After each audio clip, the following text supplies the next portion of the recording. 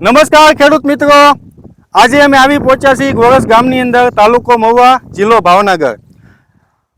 નિગમ બીજ private limited કંપનીની research variety છે મિત્રો, એનું નામ છે મિત્રો મોહિની. અને મોહિનીનો આજે અમે ફિલ્ડ ડેનું આયોજન કરેલું છે. તમામ ખેડૂત મિત્રો અહીંયા હાજર છે અને આ વેરાયટીથી એટલા બધા ખુશ છે કે કલ્પના ના કરી શકો. તો સૌ પ્રથમ તમે મોહિની આ વેરાયટી વિશે શું કહેવા માંગો છો?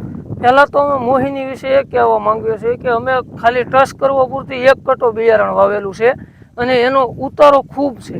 કારણ કે બધા ખેડૂતો આ ઉતારા પ્રમાણે જોઈને કહે છે કે આ નિગમનું જે મોહિની બીજ છે તે વાવવામાં સારું.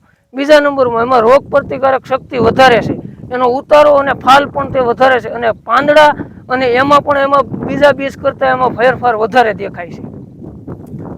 હવે ક્યાં કાબાતા વયો મામા આવ્યો નહીં, તમને મગફળીનું બિયારણ કેવું લાગ્યું એના વિશે કયો તમ તારે.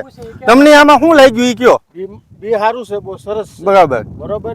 પછી નીણમાં સારું છે. બરાબર બરોબર. ઓગણસાળી કોણે ઘટે અમને નહીં. બરાબર. તમે પોપટભાઈ, તમે હવે આવો, તમે હવે શું કહેવા માંગો છો આ બિયારણ વિશે? આ સારું છે અને વાયવા જેવું છે. વાયવા જેવું છે. છોડવે સારું, પછી દાણામાં સારું અને બધી રીતનું સારું છે. તો તમને તમામ ખેડૂત મિત્રોને આ મોહિની વેરાયટી કેવી લાગી? નિગમ બીજની રિચર્સ મોહિની કેવી લાગી? તો આવતા વર્ષે વાવશો ને? તો નિગમની મોહિની. તો ખૂબ ખૂબ ધન્યવાદ ખેડૂત મિત્રો. હવે આની ખાસિયતની બીજી હું થોડીક વિસ્તૃત માહિતી આપું કે આ મગફળીનું બિયારણ નિગમ કંપનીનું આવે છે મિત્રો, જે જુનાગઢની કંપની છે, રિચર્સ વેરાયટી છે. અને આ મગફળીની અંદર સૌપ્રથમ તો જે આપણે મગડી વેરાયટી કહીએ ને, મગડીમાં 3 દાણા આવે, તો આની અંદર 25 થી 30% તો 3 દાણાની સિંગ આવશે. રોગ પ્રતિકારક શક્તિ આની સારામાં સારી, તેલની ટકાવારી સારામાં સારી.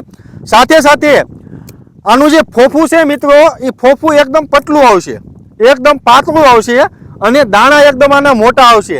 વજનમાં ખૂબ સારી રહેશે. રોગ પ્રતિકારક શક્તિ આની સારી, ઉત્પાદન આપતી સારામાં સારી વેરાયટી હોય તો એ છે મિત્રો મોહિની. ખાવામાં એકદમ બદામ જેવા મીઠાના દાણા થાય છે અને તમારે જો તેલ કઢાવવું હોય તો તેલ પણ સારામાં સારું નીકળશે.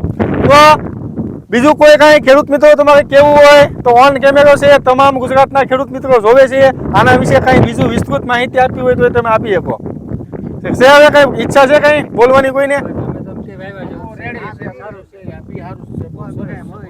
તો આવતા વર્ષે વાવશો ને બધા કમ્પ્લેટ? ખૂબ ખૂબ ધન્યવાદ.